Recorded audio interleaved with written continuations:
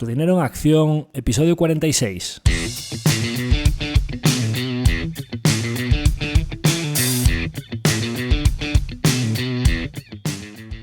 Hola, soy Javier Acción, asesor financiero independiente autorizado y registrado en la Comisión Nacional del Mercado de Valores con el número 149 y asesor del fondo de inversión Acción Global. Te doy la bienvenida a Tu dinero en acción, tu podcast de inversión, donde hablaremos de manera sencilla y cercana de conceptos, métodos y alternativas para rentabilizar tus ahorros. Si te planteas sacarle partido a tus ahorros o quieres descubrir qué opciones te interesan más, te invito a quedarte para aprender sobre finanzas con un lenguaje directo y sin tecnicismos. Si tienes alguna pregunta, duda o sugerencia, puedes contactar con nosotros utilizando las distintas vías que encontrarás en nuestra página web www.accioninversiones.com.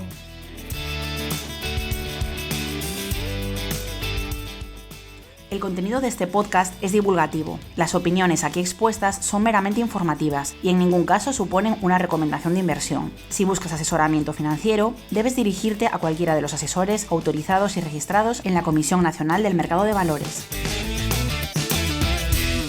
En el episodio de hoy toca volver con resultados empresariales, como han seguido presentando compañías de la cartera y algunas otras del radar porque hayamos invertido en ellas en el pasado, porque las tengamos bajo monitorización, porque es posible que invirtamos en ellas en el futuro. Antes de seguir con experiencias personales o con capítulos divulgativos, vamos a sacar unas cuantas compañías de las que teníamos pendiente comentar. También daros una visión general de lo acontecido en estos últimos días en el mercado. Como os comentaba en episodios anteriores, parece que 2023 ha empezado con una dinámica bastante positiva en los mercados, si bien en los últimos días, pues lógicamente ese rally tan fuerte del primer mes del año y los primeros días de febrero, pues es insostenible seguir a ese ritmo y lógicamente pues habrá altibajos como siempre los hay, igual que en las tendencias bajistas. Hay momentos puntuales en los que parece que el mercado se va para arriba y son bear market rallies o rallies del mercado bajista. Si termina demostrándose el suelo de mercado entre octubre y diciembre de 2022 efectivamente como un suelo de mercado y la continuación de una tendencia posterior alcista, pues tampoco será rectilíneo y habrá sustos en el camino. Recientemente parece que el mercado, ese rally tan fuerte de inicios de año, quiere moderarlo o corregirlo parcialmente por diversos motivos. Algunos de ellos son algunas presentaciones de compañías tecnológicas de las más grandes en las que parece que hay luces y sombras, especialmente en el crecimiento de una de las dinámicas del crecimiento de los últimos años y de los activos más preciados de las compañías tecnológicas grandes, especialmente Microsoft, Google y Amazon, en forma de ralentización en el cloud, especialmente el de Amazon, ahora hablaremos de ello. Una guerra abierta a nivel de buscador entre Microsoft y Google, de lo que también hablaremos a continuación. Y parece que o una ralentización en la caída de la inflación o una reaceleración de la misma. Digamos que unos datos de inflación que no han continuado con ese desplome que llevaban y que parece que como mínimo hay algunas partes de la inflación que están demostrando ser algo más resistentes. Esto es más que suficiente cuando el mercado llevaba el rally que llevaba para que como mínimo se tome un descanso o pare esas alzas o incluso vuelva un poquito atrás. Para que os hagáis una idea, los índices ya incluso después de la corrección que llevamos estos días, dependiendo del caso, pues el Dow Jones lógicamente es el que menos rentabilidad lleva porque era uno de los índices que al tener más carga de compañías industriales y financieras lo había hecho mejor en la caída de las compañías tecnológicas, pues ahora mismo está 2% arriba year to date. El Standard & Poor's, que ya tiene un poco más de compañías tecnológicas, está 6-7%. El Nasdaq, pues que es los índices que más ha recuperado, está más 12%, y los índices europeos, dependiendo del caso, entre 11 y 12%. Nuestra cartera en particular pues ha recuperado bastante más fuerte, como es normal, cuando también habíamos caído más previamente, pues estamos ahora mismo 18% arriba, ¿no? Estábamos más 20%, hemos corregido un poquito estos días. Algunas compañías de cartera, bueno, pues como es normal, con las correcciones que habían tenido, pues hay compañías que están haciéndolo muy bien en lo que llevamos de año, que yo creo que les queda recorrido, pero que no será rectilíneo. Algunos ejemplos, pues entre las que están más o menos en línea con el mercado, pues Constellation Software, Microsoft, Inditex, SdeepTech o Topicus, pues son compañías que están entre más 10 y más 14 dependiendo del caso. Algunas compañías que están haciéndolo un poquito peor que el mercado, pues el sector de videojuegos que está con orgánicos malos, pues Embracer está más 6% en el año. NBI, que está muy rezagada, más 9% en el año. Alphabet, publicidad digital, etcétera, que está haciéndolo muy mal con lo que ha sucedido recientemente con Microsoft, pues está más 4%. Y luego tenemos bastantes compañías que lo están haciendo muy bien, como el caso pues Spotify, más 55%. O Align Technology, que presentó unos resultados, ahora hablaremos de ellos, quizá no tan espectaculares, pero que fueron muy bien acogidos por el mercado, que subió casi un 30% en una sola sesión y está en lo que llevamos de año, mes y medio, pues está más 54% year to date. O compañías pues como Tesla, que estaba muy deprimida su cotización y que pues desde mínimos se han más que duplicado las acciones y en lo que llevamos de año concretamente pues están más 61% year to date. O Netflix, pues que ya llevaba mucha subida y aún incluso con esa inercia pues está más 20% year to date. En el mix, bueno, pues comienzo parece que positivo de año, lógicamente pues como estimaba y creo que era razonable pensar que así sería cuando has caído más que la media y que tienes una cartera de buenos negocios que están muy deprimidos, pues recuperando más que el mercado y lo que nos queda, es decir, que creo que esa debería ser la dinámica, pero que insisto que no será rectilíneo, es decir, va a haber sustos en el camino y lo importante es ahora cuando vengan estas correcciones o si el mercado vuelve a tener miedos, cómo se comporta la cartera en esa corrección. Tiene que comportarse no solo bien en la subida, sino también aguantar bien cuando vengan las embestidas del mercado. Después de esta pequeña introducción, comentar también un poco pues que aparte de los sustitos en compañías megacaps de tecnología, sean en Search o en el cloud, etcétera, el mercado también empieza a separar un poquito el grano de la paja en compañías pues que pueden tener una exposición al ciclo económico, especialmente en países donde parece bastante claro que la economía sí que ya está entrando en recesión. Os decía que había una serie de datos bastante dispersos, sea en inflación, en datos del consumidor, sea en PMIs, sea en encuestas de confianza, en gastos de tarjetas, por ejemplo, pues que están mostrando, o ya no hablemos de los datos de empleo, ¿no? Que están siendo muy resistentes, que hay países en los que no parece que se vea muy claro que viene una recesión, pero tenemos algunos países como pueden ser Reino Unido o Suecia, que no solo son bastante dependientes de productos del exterior, especialmente en el caso de Reino Unido, por ejemplo, pues muy dependientes de la energía del exterior, sino que además, al no tener una divisa como el euro, como el dólar, pues en el caso de Reino Unido, pues tienen que importar productos de fuera que en su cambio a libras, pues están importando inflación y concretamente, que ahora hablaremos un poco en particular del caso de Suecia, con una divisa como la corona sueca, pues que se ha devaluado en los últimos tiempos frente al euro. Lógicamente, cuando tienes que traer productos del exterior y no tienes algunos alimentos que tienen que cultivarse en las zonas, en los graneros de Europa en el sur, donde hace mejor clima, energía, metales, materias primas y demás, pues lógicamente cuando tu divisa se debilita estás importando inflación. Tus compras en el exterior que cotizan en otras divisas, pues estás importando esa inflación. Esa inflación más persistente está ocasionando que algunos países en Reino Unido están a punto de entrar en lo que sería una recesión técnica, que es al final pues datos económicos de PIB consecutivo cayendo, la han salvado porque en el último trimestre se han quedado planos, pero están ahí ya pudiendo prácticamente hablar de recesión y en Suecia ya están con datos de PIB negativo, ¿no? Entonces, comenzando en particular por esto y un poco en esa línea de hablar de compañías que miran a las recesiones desde un balcón, recientemente pues yo estaba mirando un poco cómo podría afectarnos a nosotros en la cartera si realmente hubiese una recesión en Suecia o una divisa muy débil en Suecia, cómo le podría afectar a las compañías particularmente de este país, ¿no? Lógicamente, el escenario perfecto para una compañía sueca es tener un negocio global que facture en divisas más fuertes o que se aprecien con respecto a la corona sueca, que no dependas del ciclo económico de Suecia y que además ya para nota sería que tengas tu base de costes en coronas suecas, con lo cual en general tus beneficios en coronas van a ser más elevados y además más resistentes a esa recesión, porque idealmente sería una compañía con un negocio muy resistente, con pricing power y que no está expuesto al ciclo económico, ¿no? Entonces, en este proceso de revisión, bueno, pues en primer lugar, vamos a hablar de dos compañías que ya han presentado y una que presenta esta semana, ya veremos cómo lo hace. Estas dos compañías serían Sdiptech y Fasadgruppen. Y Sdiptech la verdad es que ha presentado un informe que a mí me ha gustado bastante lo que han comentado. Sí que es verdad que la reacción del mercado me sorprendió porque abrió más 10 y al cabo de media hora, una hora estaba menos 15. O sea, unos movimientos esos del mercado que, como siempre digo, el mercado es muy listo, pero hay veces que es demasiado cortoplacista o que tiene reacciones que a mí me cuesta entender en algunos momentos. Cada vez tiendo a pensar un poco más en qué ha visto el mercado para tener alguna reacción o tratar de entender el porqué de las reacciones, partiendo de la base de que el mercado está muy formado, tiene muchos recursos y es muy inteligente el conjunto de mercado como ese ente de personas que están mirando resultados de compañías y que se juegan el dinero en las compañías, que no siempre tiene que ver con las estimaciones del mercado. Hay muchas veces que las estimaciones de los analistas son mejores que lo que da el mercado y luego la acción parece que defrauda sobre esas estimaciones y termina subiendo la acción. ¿Por qué?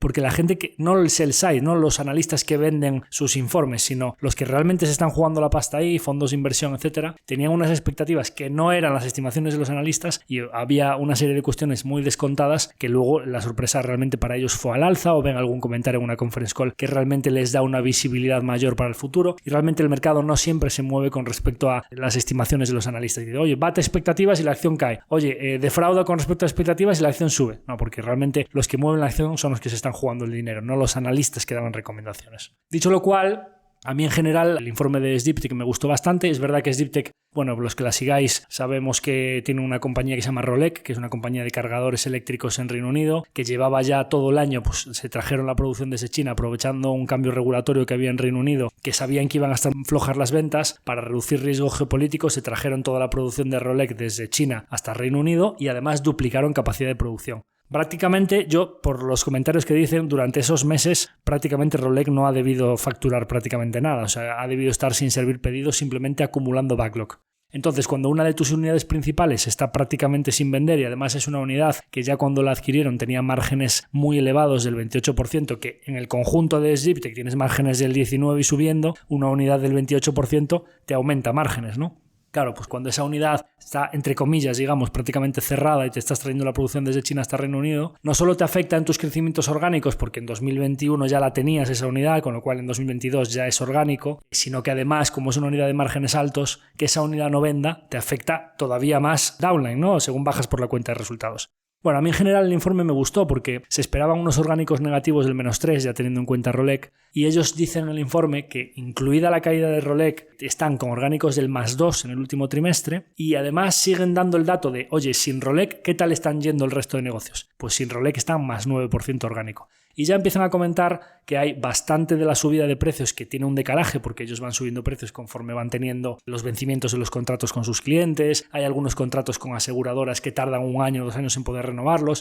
Entonces esas subidas de la inflación, ellos habían dicho que tenían un poquito de compresión en márgenes cuando les subían los costes de las materias primas, la energía, los transportes y demás, pero que eso se iba a ir repercutiendo porque tienen negocios que son muy necesarios para sus clientes, negocios de mucha calidad, que son de difícil sustitución y que son negocios clave para el funcionamiento de sus clientes y que entonces sí que tienen poder de fijación de precios. Entonces parece claro que con una unidad cerrada tan importante estar haciendo orgánicos ya positivos y que además si sacas esa unidad todo el resto de unidades estarían +9% orgánico, pues por ahí estarás subiendo los precios. Con inflaciones en Suecia de entre el 8 y el 10%, pues estarás repercutiendo entre un 8 y un 12 dependiendo de los casos, con lo cual parece que el pricing power sí que está ahí. Pero lo mejor de todo es que en el informe dicen que Rolec ya está, es decir, que ya está la producción, que ya tienen todos los pedidos y que están empezando a servir a los clientes. Y además dicen que están bajando el backlog a 2 meses y que esperan bajarlo a lo largo del trimestre a 1. Con lo cual, si tú tenías un backlog o una cartera de pedidos que la estás reduciendo, no solo estás atendiendo los pedidos de este trimestre, primer trimestre del 23, sino todo lo que tenías acumulado, es bastante posible que Rolec le vengan por delante unos cuantos meses de facturación alta y que aporte todo lo que no aportó antes, lo aporte a la facturación y especialmente a los márgenes. ¿De acuerdo? Con lo cual, un informe razonablemente positivo que confirma muchas de las cosas que habían dicho y además da unas expectativas muy buenas para una de las divisiones principales. Más allá de comentar sobre otras unidades que son muy importantes en el conjunto, como GAO, que es una sociedad de refrigeración, de instalación de unidades de refrigeración en vehículos de última milla en Reino Unido, que dicen que estaba bastante parada porque no había vehículos nuevos y demás, y que eso está mejorando muy fuerte, o que está mejorando mucho Certos Automation, que es una compañía que la compraron a finales del 2021 y que en su primer trimestre había estado un poquito floja por todo el tema de Omicron y demás, y que está rindiendo muy fuerte ya a finales de 2022, que es un tema de automatización y sensores en puertos para eliminar errores humanos. En Holanda, que está funcionando ya muy bien. Bueno, pues sobre la unidad de vehículos eléctricos comentan también que es importante, que al final pues existían las sospechas de que los cargadores podían ser bastante commodity y ellos dijeron que efectivamente podría ser que fuese un negocio que a muy largo plazo fuese un poco más commodity que el resto de lo que tiene el grupo, pero que veían tanto crecimiento orgánico en los próximos años y un negocio que puede tener márgenes altos y que se te vayan acumulando las partes buenas del software de esos cargadores, esa gestión de red, pues haciéndole aquí un poco cuñita en el tema de transición energética y todo esto que me pregunta tanto la gente respecto a Tesla de cómo se va a instalar las redes de cargadores. Bueno, yo voy subiendo noticias, pues Decathlon aumenta su red de cargadores, Mercadona monta su red de cargadores, mete 21 millones de euros para meter cargadores de carga rápida, subvenciones del gobierno, EDP, Repsol, Iberdrola, pues todas las empresas están subiendo al carro, ya sea por servicio a sus clientes O sea, para que a sus propios empleados carguen y sea un beneficio laboral, parece que todo esto como ya comenté varias veces, que la red eléctrica ya existe y se estima que entre 2 y 3 semanas tienes un punto para entre 10 y 15 coches listo con los transformadores y los cargadores. Si se retrasa más en España es por temas burocráticos y normativos, no porque un punto de carga no se pueda construir muy rápidamente ya existiendo la red eléctrica, ¿no? Bueno, pues el management de SDIPTEC comenta en la conference call que ya no es una cuestión de que los consumidores estén adoptando el vehículo eléctrico, sino que es un tema regulatorio. Por ejemplo, en Reino Unido citan varias leyes que dice, pues por ejemplo, que en el año 2030 los coches de diésel y gasolina van a estar prohibidos en Reino Unido. La venta de vehículos nuevos de gasolina y bueno, ya sabéis que incluso en California y sitios así es todavía más rápido, ¿no? Pero claro, ellos estiman que si el Reino Unido, que luego a lo mejor lo terminan alargando si ven que no llegan a tiempo, ¿no? Pero que ellos estiman que, claro, el mercado se va a anticipar, no va a esperar a que no se puedan vender vehículos eléctricos en el año 2030. Estamos en 2023, faltan 7 años. En 2025-2026 tiene que haber una amplia red de cargadores ya para todo esto, ¿no? Bueno, pues calculan que desde ahora hasta 2030 el número de puntos de recarga en Reino Unido se tiene que multiplicar por 10, lo cual es un crecimiento anual compuesto del 40% por año. Ellos dicen que no saben si Rolec va a tener un crecimiento orgánico del 40%, pero hablan y dicen, oye, pues mira, es que nosotros solo en enero, como no sabemos aún en Rolec que el mercado está, que si los temas regulatorios para arriba o para abajo, solo en enero ha aumentado la venta de vehículos eléctricos un 12% en Reino Unido. Como mínimo deberíamos ver ese tipo de crecimientos orgánicos en la sociedad de vehículos. De cargadores, no te dan el dato, pero apuntan en esa dirección, que son unos orgánicos bastante superiores a la media del conjunto, ¿no? Y comentan, oye, hay una nueva regulación en Reino Unido que dice que desde 2022 en adelante, cualquier proyecto nuevo de casas o de temas comerciales, supermercados o espacio de trabajo, naves, cualquier punto que construyas nuevo debe incluir como mínimo un punto de recarga por cada hogar, o por cada household le llaman, es decir, por cada unidad de vivienda tienes que tener un punto nuevo de carga. Con lo cual, si nosotros vemos esto y vemos pues todo lo que está pasando en Estados Unidos con la ley de reducción de inflación, todas las ayudas del gobierno, en plan Movies en España, Inflation Reduction Act, la ayuda de 7.500 de Estados Unidos y demás, parece que el tema de la adopción en general debe ser un viento de cola para compañías como estas, en la parte de Rolec, de SDIPTEC o compañías como Tesla, ¿no? Y por último comentar que a nivel de márgenes, es verdad que os decía que ha habido una pequeña compresión en márgenes con la parte de la inflación que no habían conseguido repercutir y con que Rolec está parado, pero dicen que son muy optimistas con que muy pronto los márgenes estarán por encima del 20%. No dicen claramente que porque Rolec al estar tirando tanto ya les va a añadir mucho a los márgenes a ser un negocio de alto margen, sino también indican que la subida de precios progresiva que estaban haciendo a lo largo del año pasado sigue en curso y que parece que el entorno de materias primas como mínimo está más estabilizado. Entonces tenemos una compañía que tiene una base de costes en coronas suecas importante y que tiene pues ingresos en libras, ingresos en euros, etcétera, ¿no? Entonces al final pues es una compañía que sí que parece que tiene negocios de muy buena calidad, que tiene pricing power, que tiene una base de costes importante en coronas suecas e ingresos en otras divisas que le protegen de la devaluación de la corona sueca, con lo cual parece que tenemos un negocio que si siempre siguen cumpliendo, y esta compañía siempre ha ejecutado perfectamente todo lo que han dicho, dicen, oye, pues este año a lo mejor estamos un poquito más parados en adquisiciones porque no queremos volver a hacer ninguna ampliación de capital y simplemente vamos a reinvertir los cash flows. Pues me parece genial, o sea, siempre lo que han dicho lo han cumplido. Cuando dijeron que iban a ser más agresivos comprando porque tenían muchos targets, pues al final ampliaron un poquito de capital, muy poco porque está aumentando esta compañía el 30 y pico % anual compuesto, te diluyen un 5% al año, pues lógicamente estás componiendo más del 25% ya por métricas por acción, ¿no? Con lo cual bastante contento con la presentación de SDIPTEC, que me confirma que el ciclo económico de Suecia no importa tanto para ellos. Es una compañía que está bastante bien protegida de todo esto. De hecho, pues tras la reacción inicial, que tan pronto hablaron en la conference call, las acciones ya se recuperaron un poco y tanto los días siguientes, que esto era un viernes al mediodía, una hora un poco rara para presentar y que estaba mucha gente desconectada, el lunes y el martes ya se recuperaron muy fuerte las acciones, ¿no? Siguiendo con el tema del ciclo económico de Suecia, nosotros tenemos dos empresas que a mí sí que me parecía que eran dos compañías que podrían tener más impacto del ciclo económico, como son Fasadgruppen e Instalco. Es verdad que estas compañías al final cuando tú estás invertido en ellas pues estás expuesto a que haya esas variaciones a lo largo del ciclo y que componen a tasas altas mediante adquisiciones muy baratas y que al final pues los orgánicos a lo largo del ciclo entre los años buenos y los años malos deberían ser un PIB más o menos más electrificación en el caso de Instalco y un PIB un poquito más o menos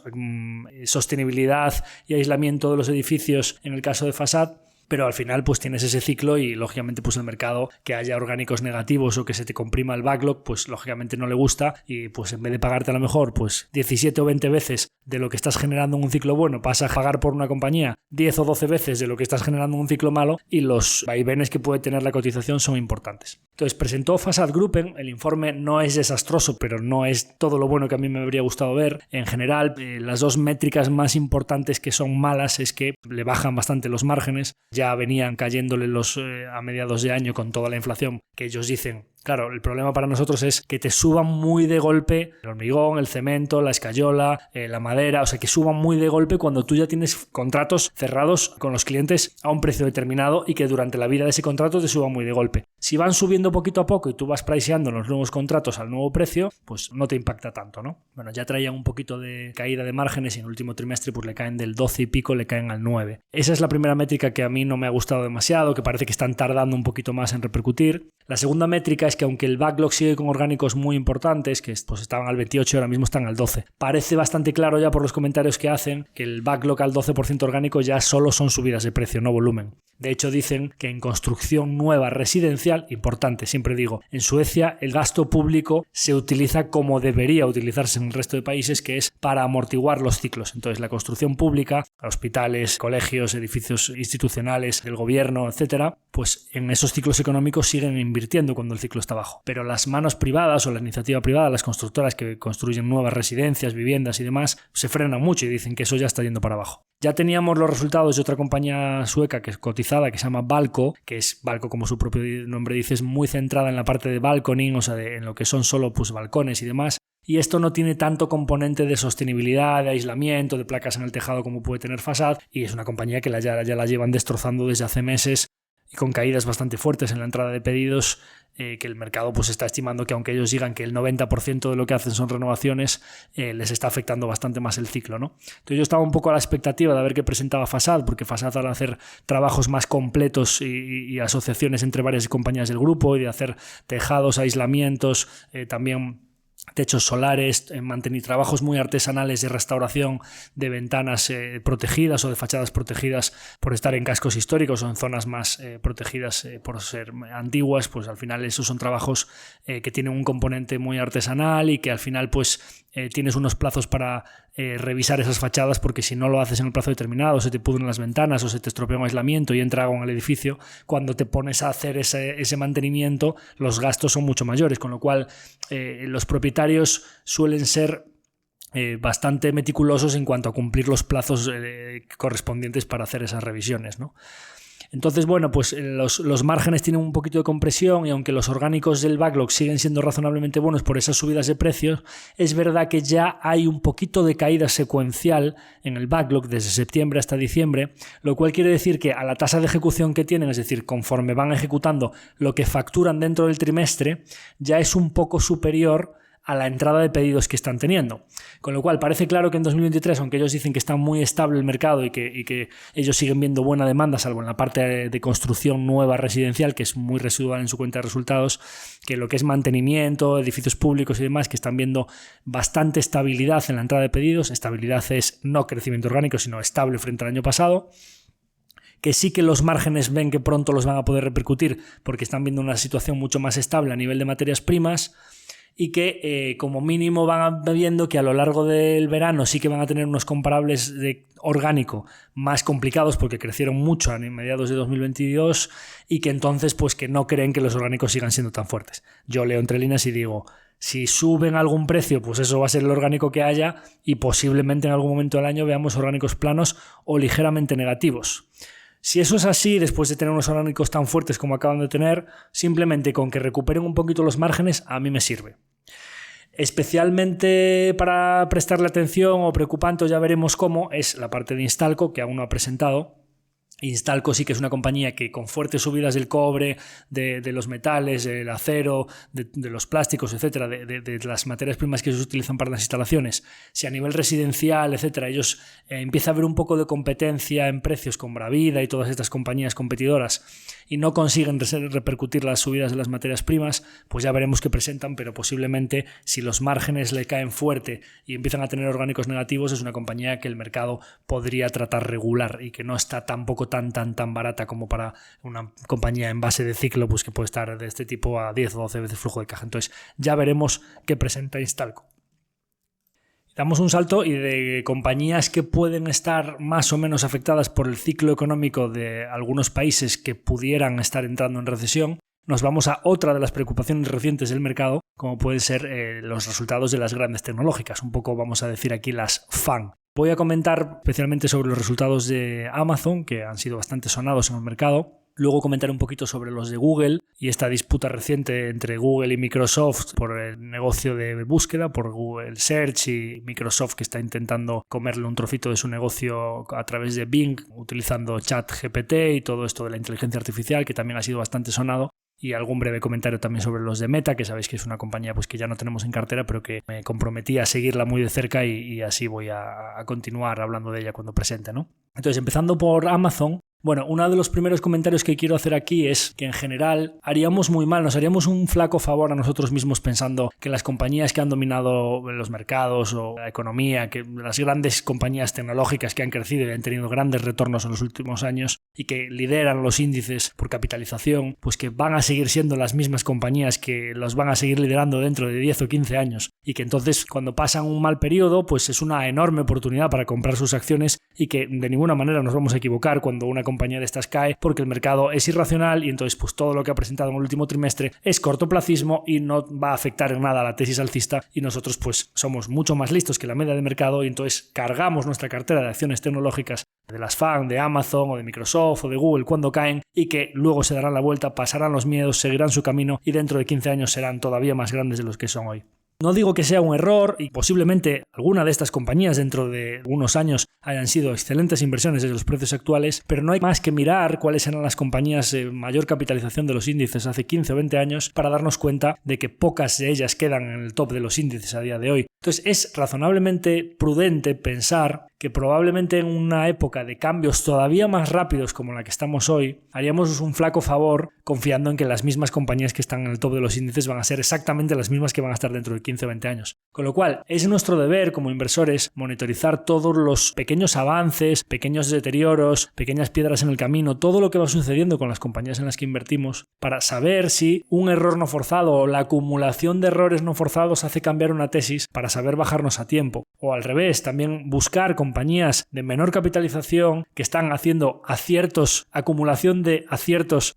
no forzados o aciertos voluntarios por el propio management, porque está tomando buenas decisiones y porque están traccionando sus productos de cara al consumidor, para tratar de encontrar compañías que a día de hoy no pesen mucho en los índices y dentro de 10 o 15 años sí que tengan un alto peso en los índices. Con esto quiero decir que debemos mirar los resultados de las compañías no pensando que todo es corto plazo y pensando que hay cambios en las tesis de inversión que empiezan a producirse por unos resultados trimestrales, por una decisión que ha tomado un equipo gestor, por una decisión que ha tomado la competencia. Con esto no estoy para nada queriendo decir que la tesis de Amazon esté rota o que la tesis de Google esté rota o que la de Microsoft o que la de Meta. No, yo ya he expuesto aquí mis opiniones sobre Meta Platforms y ya hemos hablado recientemente de los resultados de Microsoft y hoy voy a hablar aquí de los de Amazon y de los de Google, pero que haríamos un flaco favor pensando que todo es corto plazo. Y a mí particularmente los resultados de Amazon no me han gustado nada. Y sí que creo que está pasando por algunos factores aislados, pero considero que aquí ya es el segundo error no forzado de Amazon o el segundo impacto fuerte a corto plazo por medidas que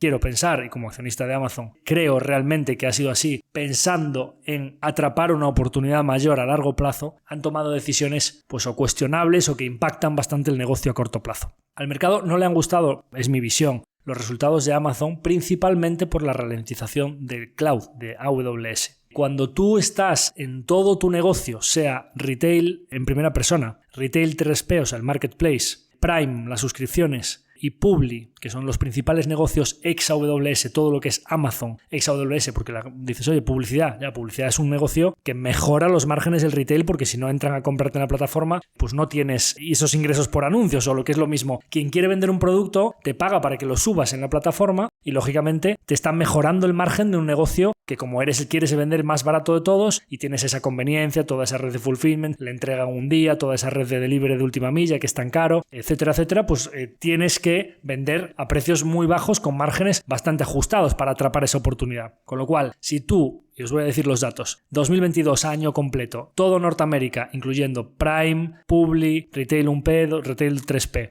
Operating Income de Amazon en todo el año 2022 de todo Norteamérica, menos 2.800 millones. Es decir, EBIT negativo, o lo que podríamos decir, negocio que está perdiendo un poquito de dinero. Internacional, menos 7.700. Pierde todavía más dinero. AWS, más 23.000 millones. Es decir, aquí tenemos datos para pensar que el mercado, lógicamente, se preocupa y mucho por la evolución de AWS cuando a día de hoy es su principal pulmón financiero. Cuando a día de hoy es la única compañía que tiene márgenes operativos positivos y la única que tenía, ahora explicaré un poco la preocupación del mercado, unas tasas de crecimiento muy superiores a la media de Amazon. Entonces, cuando tu pulmón financiero, y parece claro, y ahora hablaré de los errores no forzados, parece claro que en el resto de negocios, por el motivo que sea, estás quemando caja o estás perdiendo dinero, pues cuando tu pulmón financiero llamado AWS presenta las siguientes tasas de crecimiento que voy a detallar ahora a lo largo de los últimos trimestres, y empezamos en el último trimestre de 2021, AWS creciendo al 40% year on year.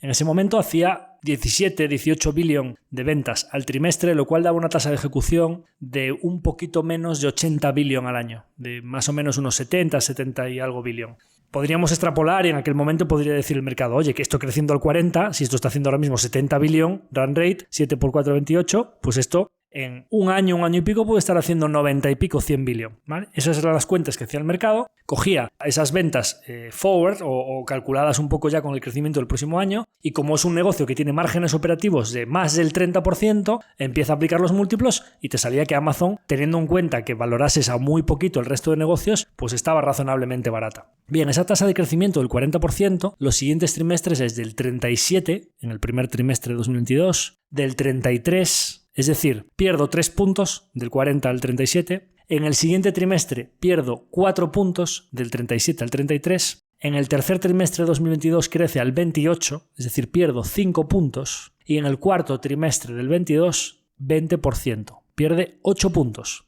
Y no conforme con eso, dicen en la conference call que a mediados del primer trimestre, o sea, en lo que llevaban de enero, estaban en ese momento, llevaban solo un mes corrido del primer trimestre de 2023, ya estaban en mid-teens, que es 15%. O sea, 5 puntos más de ralentización en el plazo de un mes y pico. O sea, no solo se está ralentizando, sino que esto viene del 40, 37, 33, 28, 20, 15, sino que cada vez que reportan, el número de puntos de ralentización es mayor. O sea, esto no es una ralentización, es un desplome en el crecimiento de tu pulmón financiero. Y me preguntaban por ahí, oye, ¿no te han gustado los resultados de Amazon? Oye, ¿por qué crees que caen las acciones de Amazon? ¿Cómo no van a caer las acciones de Amazon? Si la gallina de los huevos de oro se está frenando, pero frenando en seco. Y ahora vamos a hablar de los errores no forzados. Como sabéis, el negocio retail de Amazon está perdiendo dinero porque en el plazo de 18 meses duplicaron la capacidad logística, lo que le llaman la red de fulfillment, como ampliando la red en un año y pico lo que habían hecho en los últimos 7 años anteriores. Diciendo pues que como iban a tener mucha demanda, pues que ya como te querían atender a los clientes, cliente primero,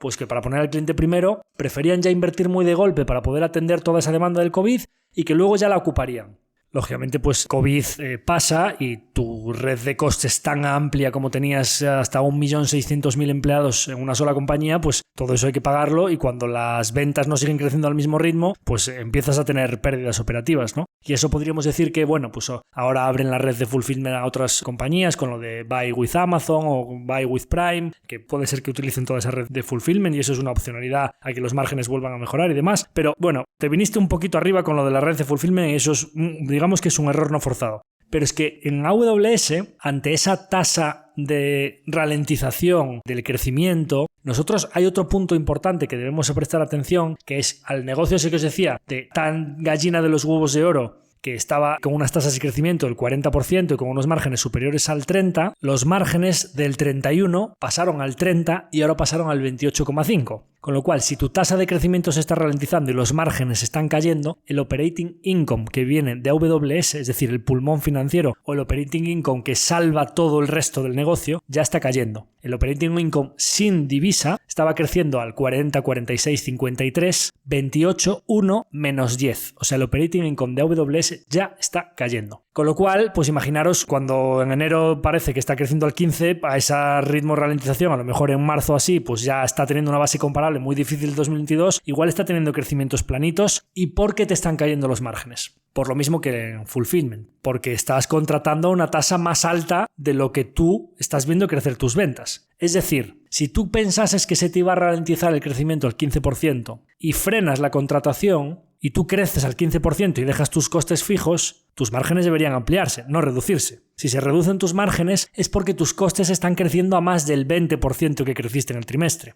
Es decir, no contabas con una ralentización tan grande. Y esta es la clave. Otro error no forzado. Estás contratando más rápido de lo que crecen tus ingresos. ¿Existe la posibilidad de que AWS siga deteriorando los márgenes? ¿Existe la posibilidad de que vuelvas a cometer errores no forzados? Tienes que frenar la contratación, tienes que reducir los gastos, tienes que racionalizar toda esa red de fulfillment. Por todo esto, pues por lo que han caído las acciones. Es así de sencillo. Entonces, ¿cuál es mi visión en todo esto? Yo creo que Amazon, la red de fulfillment de Amazon es uno de los principales activos por los que yo invierto en la compañía. Es una infraestructura global para el e-commerce. Y todo lo que pase por esa infraestructura, a Amazon le va a suponer un royalty. Y yo creo que es una infraestructura irreplicable y que supone una de las principales ventajas competitivas que cualquier compañía que ahora se pudiese invertir para intentar replicarlo, tardaría 20 años en tener algo parecido. Con lo cual, primer punto, yo creo que el negocio retail de Amazon no vale cero. De hecho, os doy un dato. AWS ahora mismo es la gallina de los huevos de oro de Amazon y digamos que es un poco lo que soporta toda la valoración de la compañía. Bien, ¿quién pagó a AWS? ¿Os dais cuenta que todo lo que hay en Amazon lo pagaron primero vendiendo libros, luego vendiendo tecnología, luego vendiendo? Es decir, el negocio retail de Amazon, que el mercado valora cero, es lo que ha pagado todo el resto de la compañía.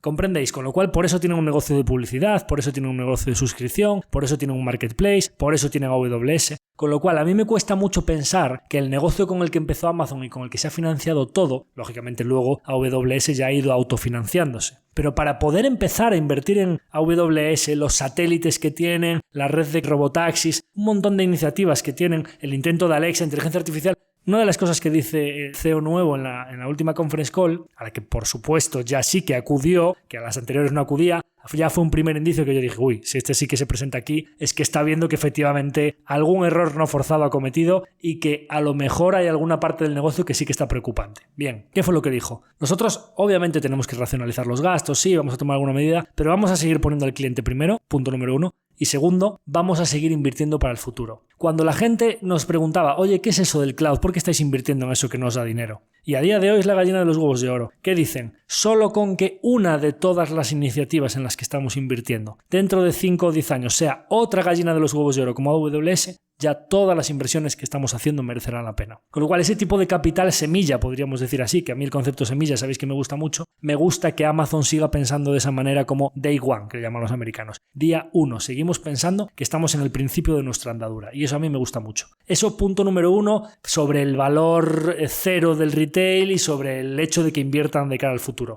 Punto número 2, la parte de AWS. Bien, lo que no se puede decir es que la AWS Cloud, la transición de que las empresas tengan sus servidores, sus RPs, todos sus sistemas informáticos on-premise, por decirlo de alguna manera, dentro de los servidores de la propia empresa y que luego por seguridad, por asequibilidad, por flexibilidad para asignar capacidad de te meto más puntos de conexión, más empleados, menos, ahora necesito más carga, ahora necesito menos. Todas las ventajas que sabemos que tiene tener tus servidores y tus sistemas informáticos, tus aplicaciones y demás en cloud, pues que es un sistema muy eficiente, muy flexible, que ahorra costes, que tiene un switching cost brutal, que es un negocio súper sticky o pegajoso y que de un día para otro vamos a decir, no, es que esto va a crecer cero de repente. Bueno, lógicamente cuando eres el líder del mercado y puedes tener mucha exposición a algunos sectores que lo están haciendo un poquito peor y empresas que están racionalizando su gasto, como fuiste el primer first mover, o sea, el que tomaste la iniciativa y probablemente bastantes compañías tecnológicas o de sesgo con un poquito más cíclico, consumo discrecional, algunos sectores que lo están haciendo un poquito peor, pues oye, vas a ser el primero en sentir el impacto y parece claro que el impacto en Amazon o en AWS está siendo bastante más fuerte que en Azure y que en Google Cloud Platform, que parece que está mostrando bastante resistencia a sus tasas de crecimiento.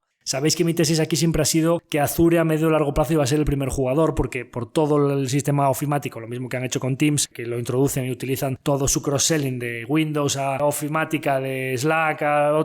o Teams, vamos, a todo su paquete de videoconferencias, trabajo colaborativo, Windows para ciberseguridad, etcétera. Pues mirad lo que están haciendo ahora con Search, ¿no? Que ahora hablaremos de ello cuando hablaremos de Google. pues en general creo que el cloud de Azure tiene todos los mimbres para terminar siendo el número 1. Pero eso no quiere decir que AWS, si falta mucha transición, principalmente, a lo mejor no tanto en grandísimas empresas, pero sí que en ese MIS, o sea, en negocios más pequeños y medianos, falta mucha transición por hacer. Bueno, pues si falta mucha transición por hacer, es normal que cuando viene una situación macro más complicada, que ahí baja el consumo discrecional, la racionalización del gasto de los presupuestos de IT de las empresas, pues empiezan a priorizar un poquito más, racionalizar ese gasto, pues es normal que AWS, como es el líder, pues sea también el primero que vea el impacto, ¿no? Pero sí que es verdad que no puede ser que pase del 15 al 0 a crecimientos negativos. No, siendo tan sticky debería mantener unas tasas de crecimiento, no del 40% como tuvo durante mucho tiempo, pero cuando mejore la situación macro, a lo mejor ahora pasará del 15 al 10 y luego sí que deberíamos ver una reaceleración y tener unas tasas de crecimiento de entre el 15 y 20% los próximos años.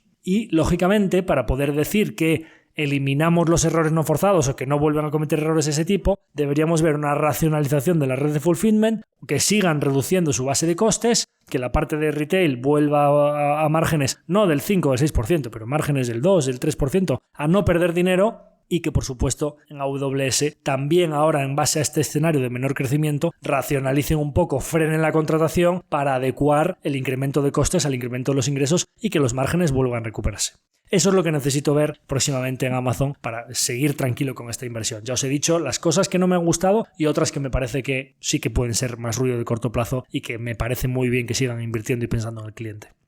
Saltando a los de Google, para seguir con el tema de las FAANG, ya he dicho un poco que es invertir en FAANG cuando se decía ¿por qué simplemente no tienes Microsoft o simplemente no tienes Google o simplemente no tienes Amazon? Que lo vas a hacer muy bien, vas a hacer retornos del 18-20% anual compuesto, el doble que el mercado. Bueno, pues eso pasa porque pasan estas cosas. Porque hay veces que Amazon o Google, pues mirad lo que está haciendo Google recientemente, muchísimo peor que el resto del mercado, ¿no? Pues porque te pasan estas cosas incluso en las mejores compañías. Y recientemente, ¿qué es lo que está pasando en Google? Bien, los resultados de Google a mí he de decir que me han gustado, me han parecido razonablemente buenos para la situación macroeconómica en la que estábamos, de caída bastante de consumo discrecional, publicidad, sectores cíclicos, publicidad digital ya tiene el 60% de cuota, con lo cual cuando te viene el ciclo es normal que como jugador dominante tengas ya una caída porque ya no tienes ese viento de cola tan fuerte que tenías en los años anteriores de toda la publicidad tradicional de revistas, radio, televisión, viniendo todo para tus dominios, sino que lógicamente pues ya tienes mucho en tus dominios, pues es normal que cuando viene el ciclo ya lo sufras más, ¿no? Y a divisa constante, Google ha crecido en 2022 sobre una base comparable infernal en la que estuvieron creciendo a 2021 a más del 40%.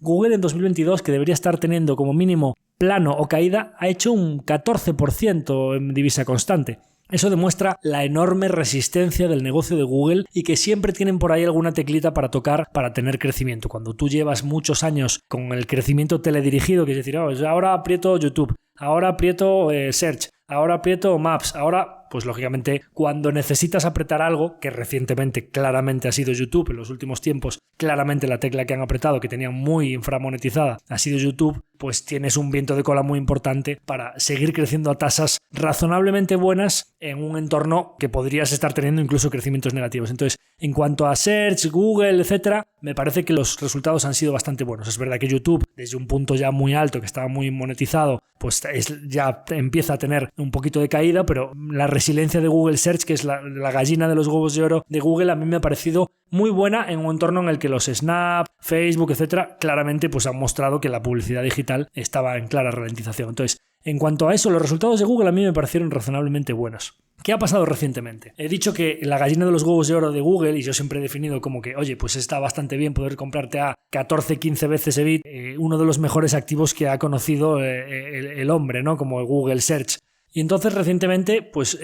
sale Microsoft y dice que un negocio que ya venía, parece que contra todo pronóstico, un David contra Goliat, por decirlo así, a nivel de search, que es Bing, el buscador de Microsoft, que ya venía con tasas de crecimiento positivas, lo cual es complicado de comprender cómo podía Microsoft conseguir crecer Bing, pues dice que los gross margins de la publicidad o del search nunca van a volver a ser los que eran y que van a ir muy claramente a por la tarta de Google en búsquedas, ¿no? Entonces, claro, pues cuando es Satya Nadella el que pronuncia esas palabras y cuando lleva a Satya Nadella pues tantos años tocando, convirtiendo en oro todo lo que ha tocado, porque ha hecho bien consolas, ha hecho bien ciberseguridad, ha hecho bien LinkedIn, que es publicidad, con lo cual pues ya tiene algo de experiencia, ha hecho hasta conseguido crecer y ser rentables Bing, Surface. Básicamente la transición a un modelo de suscripción, eliminando la piratería, recurrente. Bueno, es que todo lo que ha hecho Microsoft en los últimos años lo ha hecho bien. Entonces, cuando dice tan claramente que van a ir a por las búsquedas, cuando ya tienen a muchos socios, grandes compañías con los que hacer acuerdos y demás, y cuando coge un motor de inteligencia artificial como ChatGPT que está funcionando razonablemente bien para dar respuestas bastante complejas y lo introduce en ese buscador, lo va a introducir en Office, en Word, en Outlook para redactar emails y demás, pues parece claro que como Microsoft no tiene nada que perder y solo sería ganar, y realmente Google es el que puede tener que defender y tomar una actitud defensiva, y al día siguiente hace un evento y el evento es un puñetero desastre, que se ve que estaba todo completamente improvisado, pues lógicamente esa actitud defensiva en un jugador que está en una posición de monopolio al mercado le preocupa. Y yo creo que si fuese otro cualquiera, la verdad es que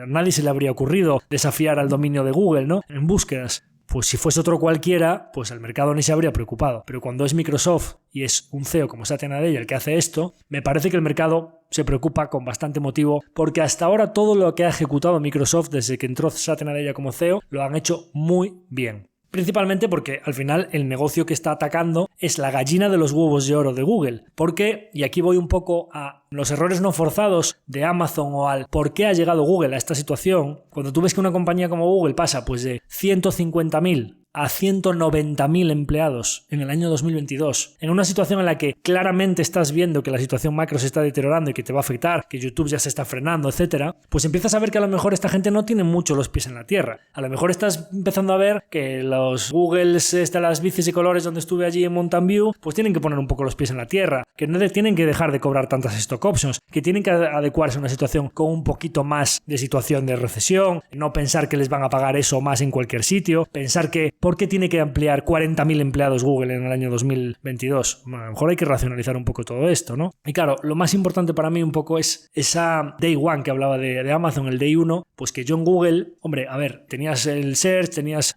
a continuación aprietas la gallina de, bueno, te sacas Gmail, Gmeet, en la parte de Google Docs, a continuación pues YouTube, aprietas esa gallina de los huevos de oro de YouTube, ya la monetizas, bueno, pues posiblemente le quedaría a Google Maps, en Waymo ya sabéis que no confío nada, pero llevo tiempo sin ver, porque Google Cloud Platform, pues sí, está creciendo al 30 y pico %, quizá un poco menos de lo que debería para llegar a ser un tercer jugador, pero quemando bastante dinero ahí y tal, o sea, sin tener rentabilidades positivas todavía. Cuando ya tienes esa escala y parece que un negocio muy rentable en el que los otros dos jugadores imprimen dinero, pues estás apostando muy fuerte por una división que no está dando dinero, con lo cual a lo mejor es que estás sobregastando para no perder coba, pero no sé si vas a llegar a alcanzar rentabilidad. Bien, ¿cuál es el siguiente conejo en la chistera de Google? Esto es una de las preguntas que yo me llevo haciendo bastante tiempo, ¿no? Si realmente Google Search se viese amenazado, ¿cuál sería la defensa? Porque tú, como jugador dominante, pues puedes tener que tomar situaciones de ataque, ¿no? Estrategias de, oye, voy al ataque, voy a dominar esto, voy a ir por lo otro, voy a gaming, sacarlo de Stadia, lo tienen que discontinuar porque no les va bien, cierran Stadia la parte de gaming, con lo cual mi pregunta es, después de haber apretado la naranja de YouTube, ¿cuál es la siguiente naranja que tienes para apretar y garantizar el crecimiento de esos próximos años? Y si tu gallina de los huevos de oro se ve amenazada, si un jugador como Microsoft viene muy en serio a intentar robarte el gross margin de Google Search, ¿tú vas a estar en una posición defensiva centrado solo en defender Google Search o vas a poder atacar para sacar nuevas líneas de negocio que te den vectores de crecimiento esos próximos años? ¿Entendéis por qué el mercado castiga a Google? Aunque siga siendo dominante, aunque lógicamente... Y yo lo veo así. Ya veremos qué pasa con ChatGPT, si es otro Clubhouse que de repente desaparece del mapa y en 6 meses no se acuerda a nadie, qué utilidades tiene, que si realmente nosotros solo estamos viendo la parte más freak de redes sociales de inversión y que el común del 95% del mercado no va a usar ChatGPT en su vida y ni sabe lo que es y que no van a cambiarse a Bing por nada del mundo porque todo el mundo tiene Google Chrome, Android, Google como fondo de escritorio y ya googlear es como hasta un verbo, ¿no? Googlealo, ¿no? Entra en Google y búscalo. Pero ya no solo eso, sino que el Google Analytics, el posicionamiento SEO de todas las páginas de Internet del mundo están específicamente diseñadas para estar bien rankeadas en Google. Las agencias de publicidad del mundo hay... Vamos a ver, si Adobe Photoshop tiene una curva de aprendizaje, o sea, hay gente que lleva años formándose y toda su carrera en base al algoritmo de Google. ¿Os dais cuenta del switching cost que supone esto? Quiero decir, que Bing amenace el dominio de Google Search cuando es uno de los negocios con mayor efecto red y mayor switching cost que ha habido sobre la faz de la Tierra, permítanme que dude que lo vaya a amenazar. Y os he estado diciendo bastantes cosas malas de Google y el por qué esto amenaza a corto plazo y probablemente que esto pase y no llegue en nada. Pero intento entender el porqué de los miedos del mercado. Yo realmente pienso que Microsoft es un muy buen jugador, pero que puede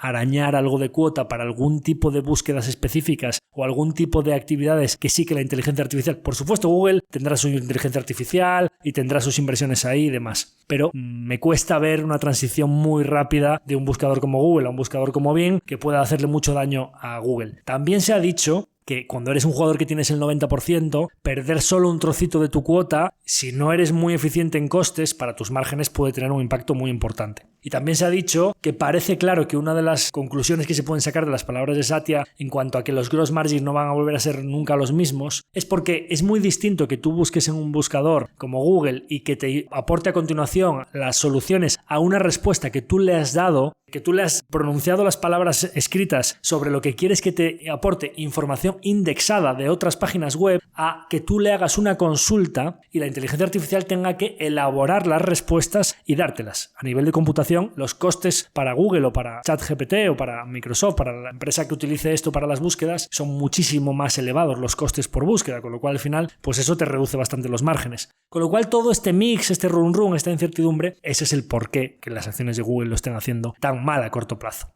Entonces, creo que conviene estar pendiente de todas estas cosas. Conviene no decir, bueno, pues Google, las acciones caen, como es imposible que alguien haga la competencia a Google Search, pues es una grandísima oportunidad de compra y están muy baratas y, oye, a lo mejor, igual que han caído gigantes más grandes en los últimos años en los mercados, y lógicamente pues hay que estar pendiente y no pensar que todo es una oportunidad de compra, ¿no? Hay que analizar la información de la que disponemos y saber si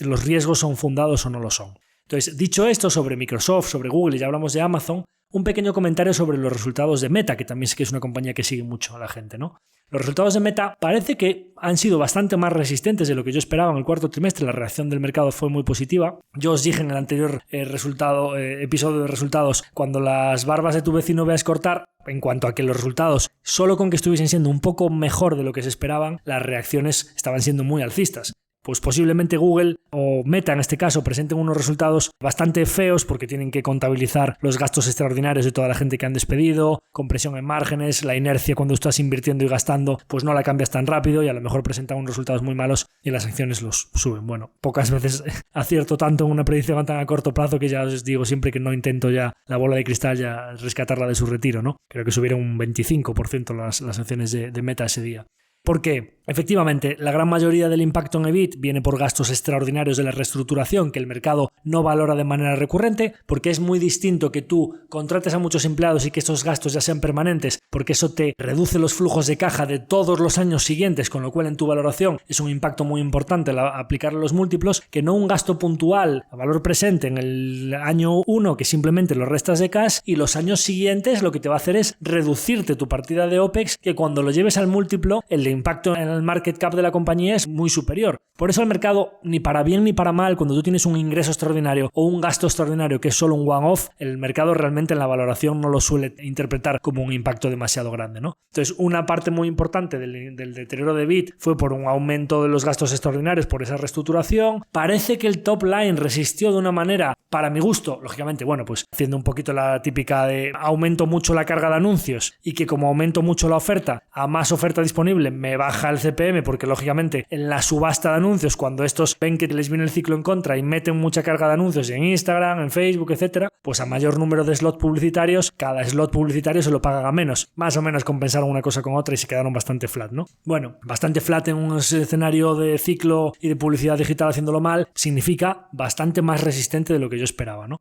Entonces, bueno, entre eso, que el top line resistió bastante bien y que unos gastos extraordinarios eran por la reestructuración y ya hablan de OPEX plano ligeramente a la baja el año que viene y CAPEX plano ligeramente al año que viene, pues el mercado dijo, oye, pues esto no está tan mal y lógicamente me había ido de madre, le había mandado a unos múltiplos de deep value, pues ahí viene la recuperación. esa es toda mi visión. Realmente necesito ver todavía muchos cambios en la compañía para que a mí me vuelva a interesar como inversión, a nivel de que necesito ver que el CAPEX que están metiendo en el metaverso, que realmente eso vaya a tener posibilidades de éxito, que están centrados, que eso no es un CAPEX recurrente permanentemente que va a estar dañando el negocio, más visibilidad en el negocio core, más ventaja competitiva que te proteja de un jugador como TikTok, bueno, muchas cosas. He de decir también que una de las partes que a mí me importaban de la tesis, como es WhatsApp, recientemente en algunas cuestiones internas aquí hemos estado introduciendo WhatsApp Business para poder hablar con los clientes y que haya un método de contacto, y me ha gustado bastante algunas cosas que están haciendo en WhatsApp Business, o sea que ahí punto a favor de que parece que están espabilando bastante en un activo importante que sí que veo muy clara la posibilidad de monetización en WhatsApp Business. Así que, bueno, pues así os he contado luces y sombras de la presentación de Meta, de las cosas que me gustan y las cosas que no me gustan, que creo que para lo que se podría esperar ha sido razonablemente bueno. Y algunos comentarios un poquito más breves sobre otras compañías que han presentado también y que quería aprovechar para comentar brevemente. Topicus es una compañía que es la filial de Constellation Software, el brazo de software vertical, que como sabéis el software vertical es el específico para una industria, así como un software horizontal puede ser Windows, que vale para todas las industrias. El software vertical es uno que es específico para una industria y que es muy difícil cambiarlo cuando tú tienes un software adaptado específicamente para todas las métricas de tu propia industria, con lo cual pues es un negocio que suele ser bastante bueno en cuanto a que tiene un coste de cambio importante y pueden ir subiendo los precios de manera recurrente a lo largo de los años, ¿no? De Topicus hemos hablado menos porque quizá es un poco un homólogo de lo que sería la estrategia de Constellation Software, pero a nivel europeo ha presentado unos resultados que a mí me han gustado bastante. Es verdad que los resultados de Topicus son bastante complejos de analizar en cuanto a que como tienen toda la parte de spin-off, los intereses minoritarios, tenía unas participaciones preferentes por las que pagaba intereses y demás, y hacer todas las métricas ajustadas es un poco complejo, pero en general a mí me gusta mucho simplificar las cosas. Y simplificando mucho las cosas, Topicus está creciendo en top line al 27%, el mercado sobre unas ventas ya anualizadas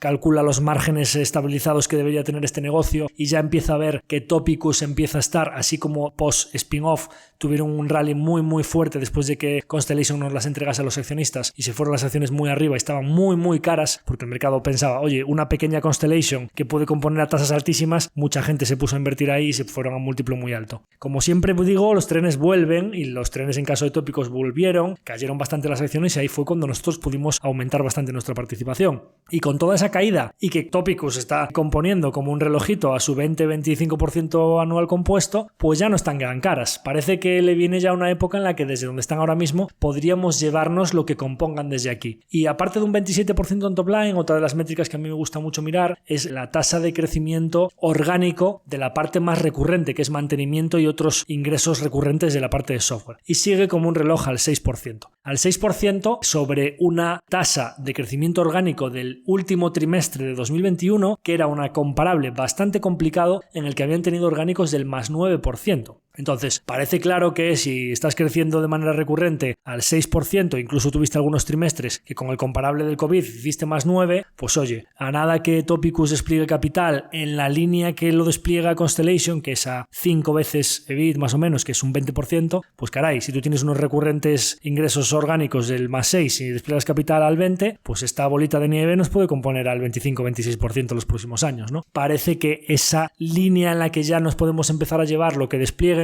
Es verdad que 2022 ha sido un año un poquito más lento de despliegue de capital de lo que habían sido otros años anteriores, pero eso va dependiendo un poco de las oportunidades que encuentren, con lo cual parece que ha sido un trimestre bastante bueno de Topicus. Align Technology, la compañía productora de los alineadores transparentes Invisalign y que siempre cada X tiempo, cada año y medio, 2 años, tiene un periodo en el que el mercado se asusta con que la competencia va a devorar su negocio y que ya no tiene ventajas competitivas y que todo el mundo conoce a un amigo que le han puesto unos alineadores de Impress, de Spark, o te llama alguien y te dices que Spark está creciendo al 200%, etcétera, y que Align ya se lo van a merendar, pues es una confirmación de que incluso presentando un trimestre malo, que el mercado sabía que iba a ser malo, las acciones pueden subir muchísimo por el descuento de expectativas futuras. Align presentó un cuarto trimestre del 22, que ya habían dicho los trimestres anteriores que no estaban viendo mejoría, con lo cual el mercado mandó las acciones pues de 700 a 160, 170. Nosotros por suerte pudimos comprar algunas de las acciones que habíamos ido soltando a 400, 500 conforme subía, las pudimos comprar otra vez en el entorno de 200, 240 dólares por acción, que me parece una maravilla, una compañía que la conoces bien y que no solo tiene una base de composición, digamos, a largo plazo, que es la adopción de brackets alineadores y que estás en el jugador líder y que es una industria, la dental, que es muy poco abierta a los cambios y que los jugadores líderes suelen llevarse una gran parte del crecimiento. Tenemos los casos de Straumann, Envista Holdings, etcétera, Danaher Dental, Lifco Dental. Es un sector en el que los retornos estructuralmente son altos y que los jugadores líderes suelen ser buenas inversiones. Bien, pues no solo hace eso, sino que periódicamente a lo largo del ciclo te va dando puntos de entrada en los que hay veces que te la venden a 10 o 12 veces flujo de caja y otras veces te la mandan a 30 o a 50 veces flujo de caja. Maravilla para, oye, pues es que esto está caro, pues reduzco un poco. Oye, es que esto está barato, pues aumento un poco, ¿no? Con lo cual tu tasa de composición puede ser bastante más elevada que la del promedio de la compañía a lo largo del tiempo. Bueno, pues ya habían avisado de que venía un trimestre un poquito más flojo. Oye, le caen los márgenes al 14%. ¿Por qué? Pues el top line un poquito ralentizado, digamos que flat secuencialmente, cayendo sobre la base comparable más infernal de la historia, que creció en algunos trimestres al 100 y pico, 40, 60% como creció en 2021, que todo el mundo se quiso arreglar la boca para salir, efecto TikTok, efecto Zoom, todo aquello que sabéis. Bueno, pues cae un poquito el top line, la compañía pues mete la fábrica de Polonia, materias primas suben, fletes suben, pues le caen un poquito los márgenes, 14% márgenes operativos, es lo peor que ha tenido esta compañía desde hace muchísimo tiempo. ¿Pero qué pasa? Pues ya dicen, oye, es que se acaba de reabrir China, oye, es que estamos viendo algunas dinámicas que parece que en Europa se está estabilizando el mercado, que estamos viendo a la gente otra vez positiva, que se siguen haciendo certificaciones los doctores y nosotros sabemos que más doctores certificados y mayor utilización por los doctores que tenemos, pues vamos a seguir creciendo. La fábrica de Polonia ya está en ramp up, China puede empezar a presentar crecimientos bastante positivos. En Estados Unidos estamos viendo una situación bastante bueno, pues subieron un 27% ese día las acciones, ¿no? Entonces, trimestre bastante flojo, pero el mercado ya mira hacia adelante y ve que en 2023 puede volver a ver una compañía con crecimientos moderados en top line, con una base comparable mucho más sencilla como es la de 2022. Parece que una estabilización en márgenes, no en el 26-27%, que fueron una barbaridad los que tuvo en 2021, porque vendieron muchísimo más que la base de costes que tenían, lógicamente. O sea, no estás un poco lo contrario de Amazon, ¿no? No preparas tu base de costes para un crecimiento tan fuerte, pues los márgenes incrementales son muy altos. Pues oye, con una base de costes ya, la fábrica de Polonia, etcétera, digamos que un poquito más normalizada, pues a lo mejor puede tener márgenes operativos del 20-22%. Pues oye, desde el 14 que viene ahora mismo, pues sigo pensando que es una compañía que debería estar haciendo entre 1 billón, 1.2 billón de free cash flow. Nos la mandaron ahora a 14, o sea, otra vez la han puesto ahí atrás a 12, 14 veces flujo de caja, ¿no? Lógicamente, pues ahora ya la han mandado a 24 billion, pues estará más o menos a 20 veces. Ahora digamos que justa, no ni cara ni barata. Desde aquí, si no hay expansión de múltiplo ni compresión de múltiplo, pues nos llevaremos lo que crezca, que creo que puede ser una buena tasa. En alguna de las medidas que os había dicho que había que vigilar, por supuesto siempre estoy mirando, oye, que ahora solo dejan usar el litero y ya no te dejan que te compres otro escáner que no sea el de oye, que me suben los precios, Lógicamente esa calma tensa con la gente que es pues el ortodoncista o el dentista general, pues es algo que vigilo mucho, ¿no? Pero realmente a nivel de pricing o a nivel de oferta competitiva con respecto a los competidores, una de las últimas medidas que han tomado que a mí más me ha gustado ha sido el Invisalign Moderate, que es un tipo de caso. Pues oye, para ese caso no tan complejo que no necesita 45 alineadores y de 2 años y medio, sino un caso un poquito más sencillo, pero que antes al dentista le obligaban a hacerlo con el Invisalign Comprehensive, que era el más completo, y realmente podría haber hecho con un caso menor. Ese es el tipo de tratamiento que es susceptible de, pues oye, me voy a un Spark o me voy a un ClearCorrect, pues por el simple hecho de que es un caso quizá un poquito más sencillo y a este caso sí que se lo puedo vender al paciente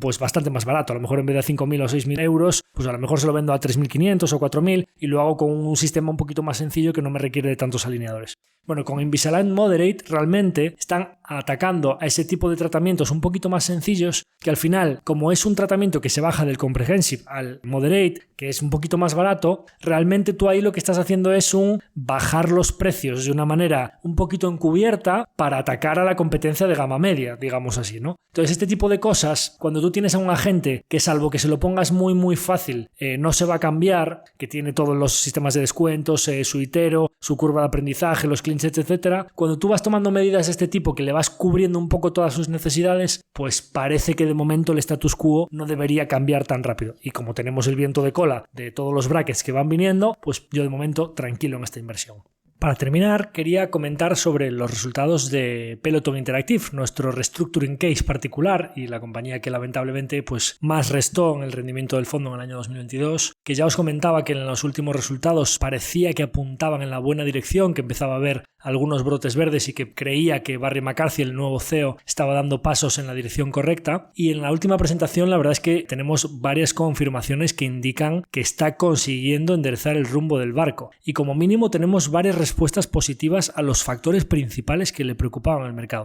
Luego comentaré los factores que vienen después, o sea, los siguientes capítulos. Pero quizá el mercado, las preocupaciones principales que podría tener aquí es Peloton Interactive. ¿La base de suscriptores se va a volatilizar? ¿Se van a marchar todos estos suscriptores o con la reapertura le va a aumentar muchísimo el churn? ¿En la venta de bicis es capaz Peloton Interactive de, como mínimo, no perder dinero o no sepultar todo el rendimiento que tenga en la parte de suscriptores? ¿Qué pasa con el balance? O sea, ¿tienes cash suficiente para aguantar y hasta qué punto el free cash flow negativo va a ir minando ese cash y a lo mejor puedas tener que hacer nuevas emisiones de bonos o, lo que es peor, nuevas emisiones de equity? Bueno, pues creo que todas estas preguntas han tenido respuestas muy positivas en esta última presentación. No solo la base de usuarios no está deteriorándose, sino que el churn se mantiene completamente plano con las épocas de la pandemia en las que estaba todo el mundo encerrado en casa y que básicamente no tenían otra cosa que estar en la bici haciendo ejercicio. El churn sigue en el 1% mensual. Esto significa que más o menos si haces un promedio tendrás un 10 o 12% de bajas anuales con un mínimo de adiciones que vayas consiguiendo. De hecho, siguen con las mismas métricas, o sea, es decir, tenían a principios de 2022, mediados de 2022, del segundo trimestre del año fiscal, 2.7 millones de suscriptores. Han terminado el año natural 2023, que es el segundo trimestre fiscal del año, con 3 millones de suscriptores, con lo cual siguen añadiendo más suscriptores que los que se marchan, lo cual es una noticia muy positiva, porque ya tienes una base de 3 millones sobre la que trabajar para, primero, conseguir unos flujos de caja recurrentes y, segundo, a partir de ahí, empezar a sumar. Primera pregunta, churn, bastante plano. Segunda pregunta, oye, ¿qué pasa con el gross margin del hardware? Empiezas a subcontratar producción, te sacas las fábricas de bicis, subcontratas el delivery para que te lleven las bicis y las cintas otros, no tener que tener toda esa carga de logística en tus propias espaldas. Bueno, pues el gross margin de los productos Connected Fitness Products, es decir, las bicis, las cintas y demás, pasa del menos 27 en el trimestre anterior al menos 11, o sea, es decir, nada menos que 16 puntos porcentuales en solo un trimestre, o sea, es enderezar el rumbo muy rápidamente y algunas de las medidas que se han tomado recientemente aún tienen que impactar en un trimestre completo, con lo cual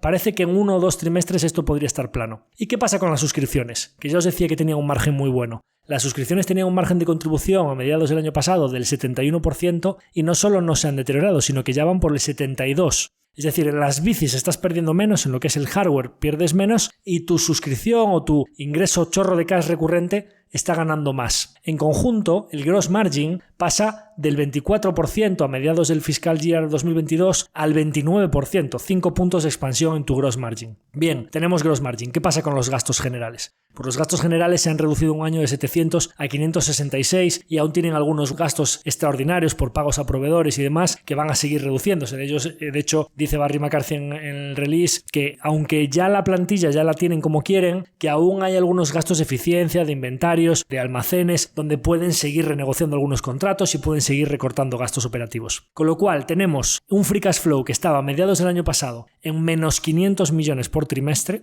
acaban de hacer menos 90 y si sacas pagos extraordinarios que han decidido hacer para terminar contratos con proveedores, es decir, por cláusulas de indemnización o temas extraordinarios por renegociación de contratos y demás, estarían ya en free cash flow plano. Claro, es un trimestre estacionalmente fuerte el de Navidades, ¿no? Pero dicen que de aquí a mediados del 23, que sería justo el fiscal year 23 suyo, que estarán en free cash flow positivo. O break-even, vamos, es decir, que dejarán de quemar caja. Cuando tú tienes en el balance 870 millones de cash no restringido y aparte todas las líneas sin disponer y de aquí a 6 meses estás en free cash flow break-even, es decir, que no estás quemando caja, el mercado puede empezar a pensar que tú en balance no tienes ningún tipo de problema, que no vas a necesitar emitir más deuda, que no vas a necesitar emitir más equity o levantar capital o emitir más acciones, que no tienes por qué diluir. Con lo cual tenemos el negocio de suscripciones manteniéndose o incrementando un poquito. El negocio de las bicis parece que en camino de dejar de perder dinero. A nivel de balance y free cash flow estabilizado. A nivel de activos, ¿qué pasa con Precor? Una sociedad que compraron de más para corporativo y demás.